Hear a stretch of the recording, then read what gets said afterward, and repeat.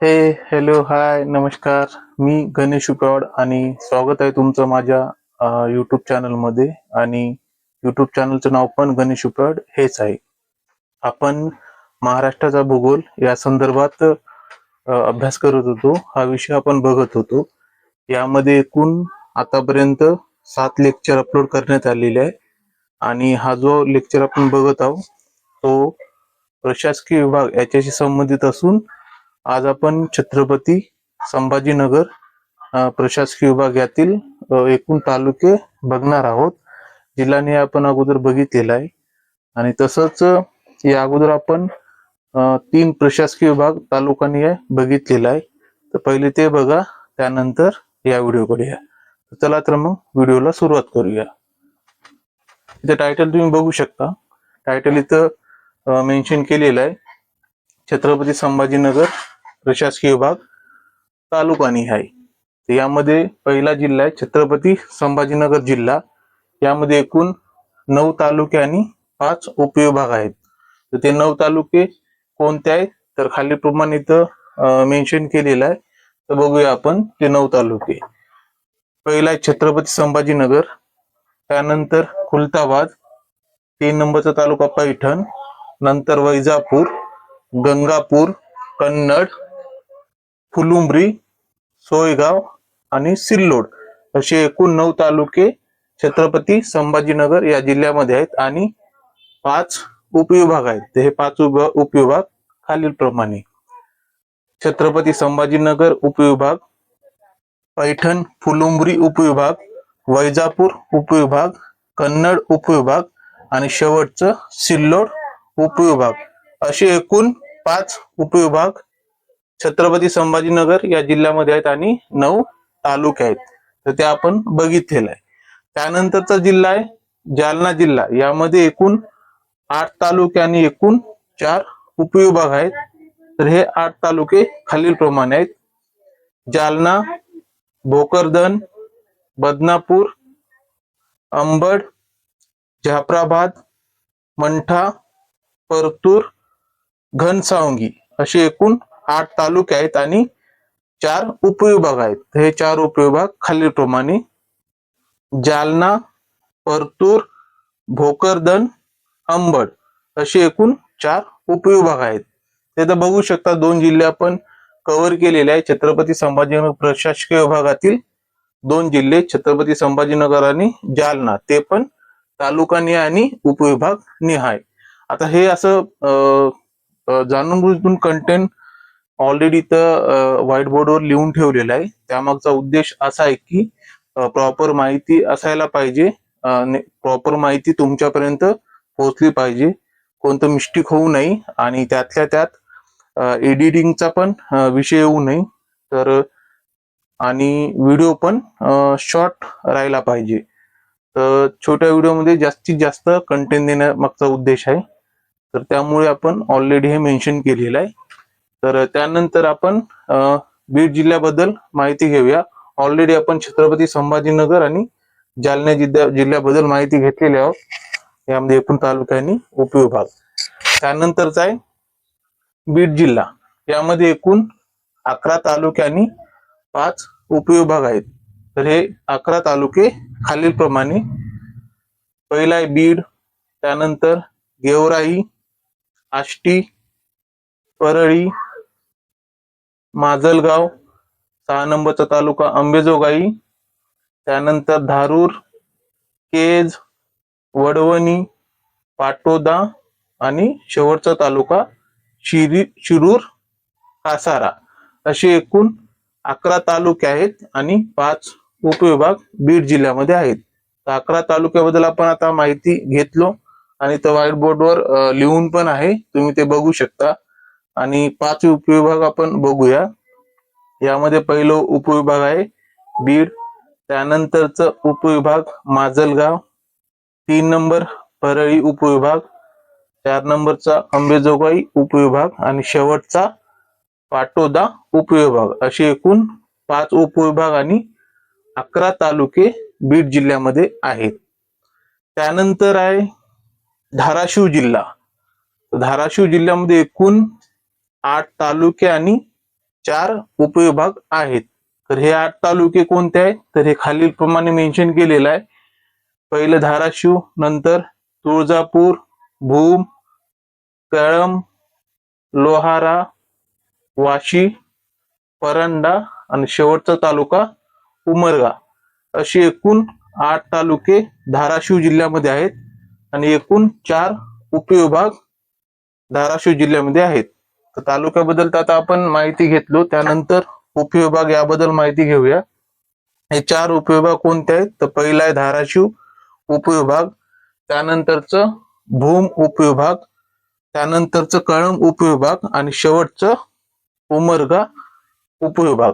अशी एकूण 4 उपविभाग आणि 8 जिल्हे, आपले 4 उपविभाग आणि 8 तालुके धाराशिव जिल्ह्यामध्ये आहेत. आतापर्यंत आपण एकूण 4 जिल्ह्याबद्दल परिपूर्ण माहिती घेतलो आणि 5 नंबरचा जिल्हा आपण बघूया. इथं वर मेन्शन केलेला आहे हिंगोली जिल्हा. तर हिंगोली जिल्ह्यामध्ये एकूण 5 तालुके आणि 3 उपविभाग आहेत. तर हे 5 तालुके बघू शकता तुम्ही: हिंगोली, वसमत, सेनगाव, औंढा नागनाथ आणि कळमनुरी. अशी एकूण 5 तालुके हिंगोली जिल्ह्यामध्ये आहेत आणि 3 उपविभाग आहेत. तर हे 3 उपविभाग हिंगोली, कळमनुरी आणि वसमत असे एकूण 3 उपविभाग हिंगोली जिल्ह्यामध्ये आहेत. हे झाले 5 जिल्हे छत्रपती संभाजीनगर प्रशासकीय विभागातील.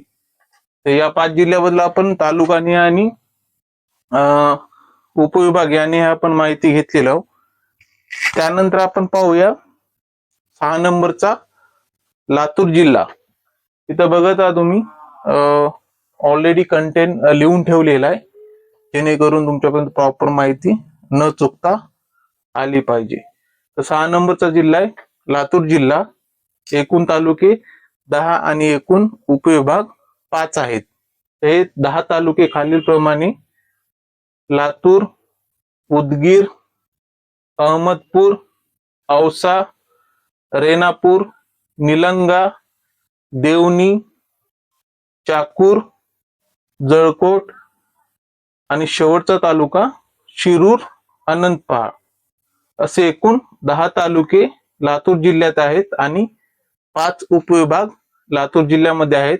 तर हे 5 उपविभाग खालील प्रमाणे: पहिला उपविभाग लातूर, त्यानंतर उदगीर उपविभाग, त्यानंतर अहमदपूर, 4 नंबरचा उपविभाग निलंगा आणि शेवटचा औसा उपविभाग. अशी एकूण 5 उपविभाग आणि 10 तालुके लातूर जिल्ह्यामध्ये आहेत. आणि 7 नंबरचा जिल्हा त्यानंतरचा परभणी जिल्हा. इथं बघू शकता तुम्ही कंटेंट ऑलरेडी प्रत्येक जिल्ह्याची तालुक्याने आणि उपविभागाने आपण नोंद केलेली आहे. 7 नंबरचा जिल्हा आहे परभणी जिल्हा. यामध्ये एकूण तालुके 9 आणि एकूण उपविभाग 4 आहेत.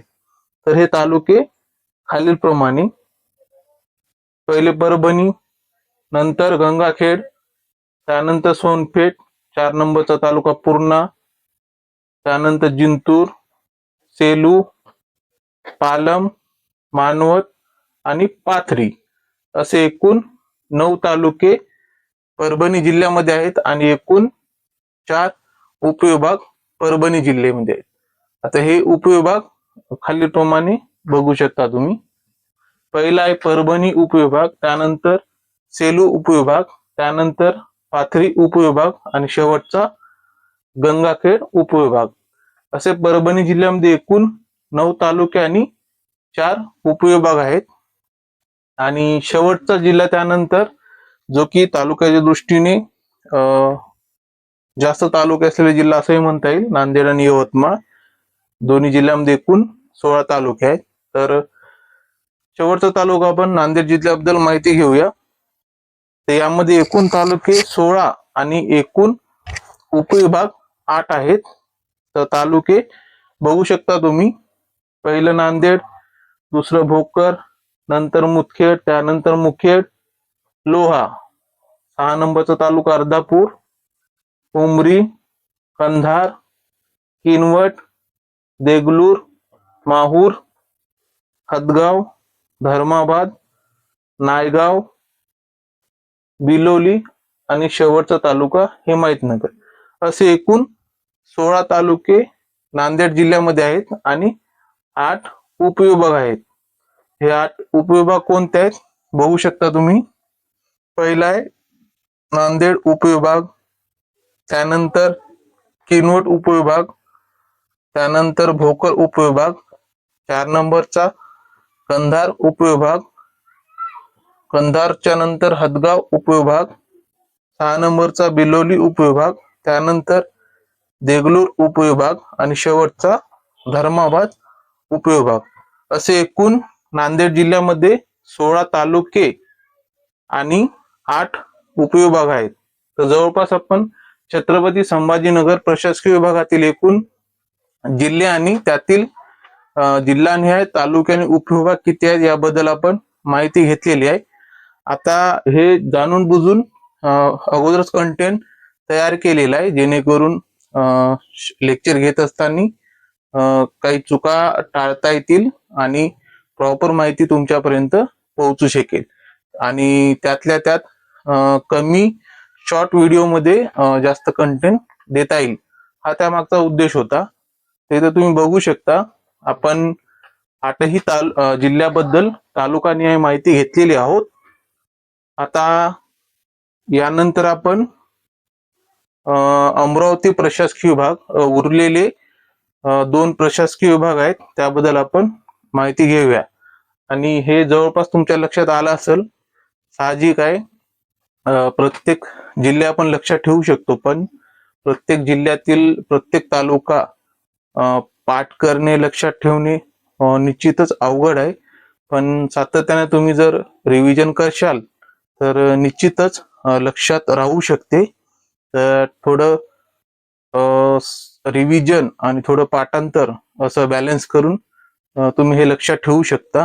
तर चला मग भेटूया यानंतरच्या लेक्चरमध्ये.